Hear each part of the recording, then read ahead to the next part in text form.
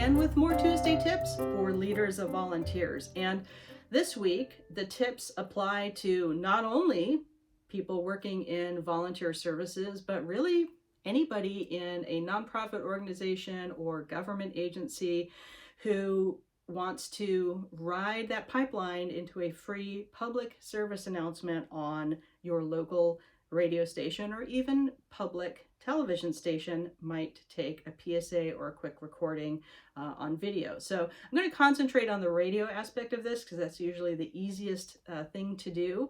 So tip number one, check and see if your agency is already doing this. Sometimes I talk about this idea in workshops and people in the audience are like, oh yeah, I think our marketing department's got that going. Great. If that's the case, plug on into that PSA promotion production timeline with messages and recruitment that are specific to volunteer services, and just, hey, that's the easy part. That's the easiest way this could go, is your agency's already doing it for maybe fundraising or other event promotion, and we've got that relationship with local radio stations or public television stations, and you can just plug right in. Hopefully that's it, and then that's your 60 seconds of Tuesday tips today. For everybody else who doesn't have this already happening in your agency, you've checked, and you want to know how, here's the rest of the tips. Contact, do a little research, find out who your local radio and TV stations are. Look for ones that are not just in English. Reach out to other languages of media, particularly Spanish is, very, very huge market share here. Or you might be the kind of agency and mission that's already talking primarily to a Spanish-speaking audience, and maybe English or Vietnamese or Mandarin or Cantonese is something that diversifies your audience depending on what you're working on. So think about those things, not just in the language that you're comfortable speaking to the community with, but other language outreach as well, because different radio stations, each one could carry your PSA in different languages, and that's a fantastic way to reach deeper into the diversity of the community. Once you've done a little research on who's out there, send an email, or maybe even if you're very adventurous, do a phone call and just contact the station and see, do they run PSAs? When do they have time slots available? Is it next week? Is it next month? Is it in 6 months? And if they do take PSAs, just make sure that you get in contact with the correct person to handle that, and that information exchange can start. And usually it's the public affairs director of a radio station, but again, there's been some staffing cuts in radio stations, so it might just be someone else like you trying to wear 20 different hats and do things. So just do a little research and outreach and figure out who you're going to have this relationship with building up this PSA. Draft a letter that asks that contact person very specifically to run the PSA and explaining why it's important and would benefit the community. Be sure to include your name, all your contact info, telephone number, email address, and the best times to reach you. Really want to make it easy for these, again, overworked people to be able to work with you and get this project done. I'm going to put an example letter. It's actually from a water agency, of a really great template of how to write this letter. It's not very long. It's really just a paragraph or two, and it just lays out a really easy template for you to copy. So I'll have that link in the video description below. Most PSA radio spots, that's what they're called, are 15 to 30 seconds. Might be shorter, might be longer.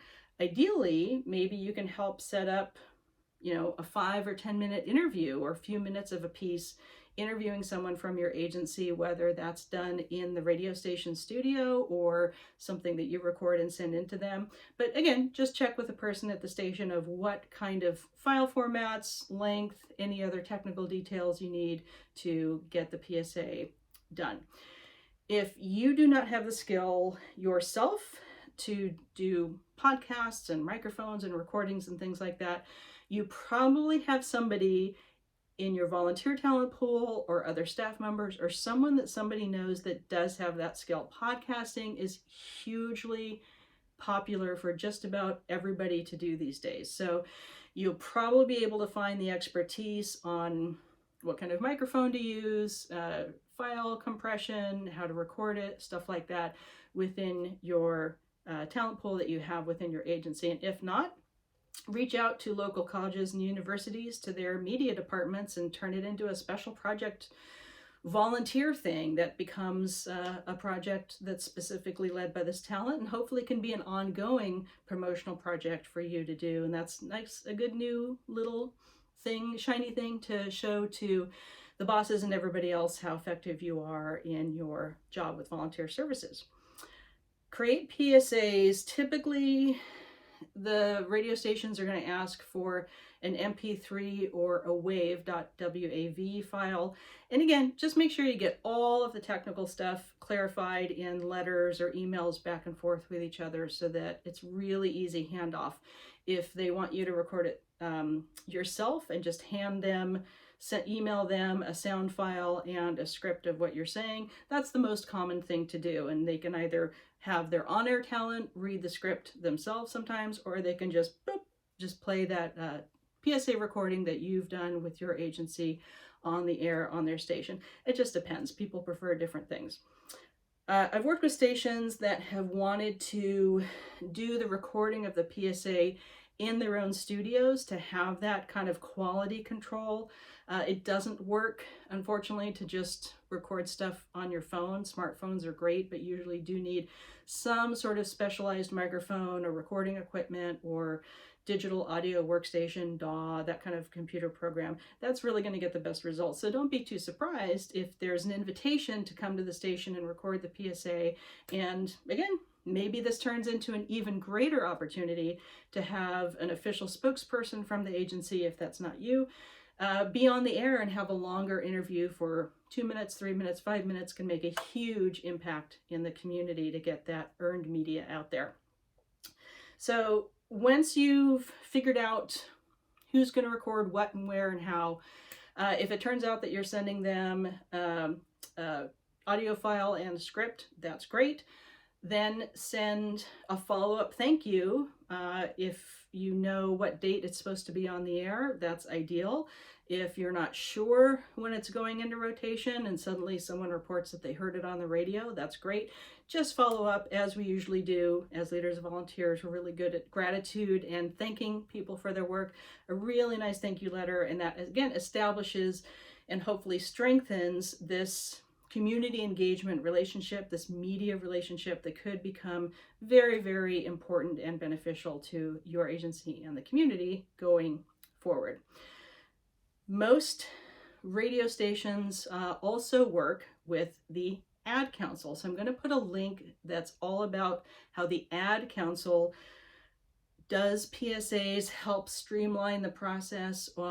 Occasionally you might get a response from a radio station that says we actually only carry stuff through the Ad Council. It's a couple extra steps, but it's not hard to do. So I'll just put the link to the Ad Council information below, and that's just, great additional resources for how to get this earned media and specifically get a free PSA for your agency and your volunteer services and recruitment on the radio and out in the community, hopefully in multiple languages. So hope you enjoyed these Tuesday tips. Every week we've got more, so hit like and subscribe, hit the little bell to alert when new videos are up, and let me know what you think, or if you have any questions in the comments below, and we'll see you next time.